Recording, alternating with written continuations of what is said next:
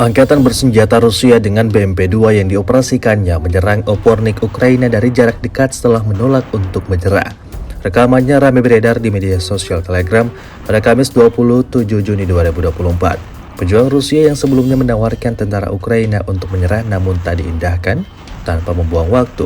BMP-2 langsung menembakkan Opornik Ukraina dengan meriam otomatis 2A42 30 mm, menunjukkan bahwa agresi musuhnya mendapat penolakan yang tegas. Prajurit Ukraina yang menolak tawaran menyerah mendapat serangan hebat yang menunjukkan kesia-siaan perlawanan mereka di hadapan tentara Rusia dan peralatan militernya. Setelah meluncurkan serangannya dan membuat musuhnya kapok, kendaraan militer BMP-2 Rusia berbalik arah.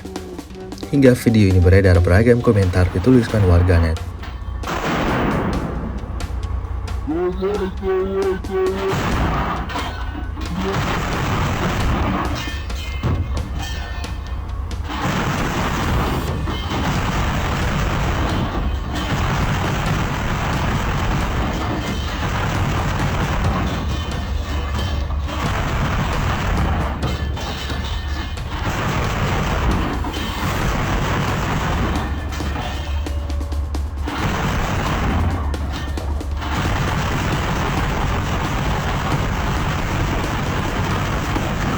Download Tribun X sekarang, menghadirkan lokal menjadi Indonesia.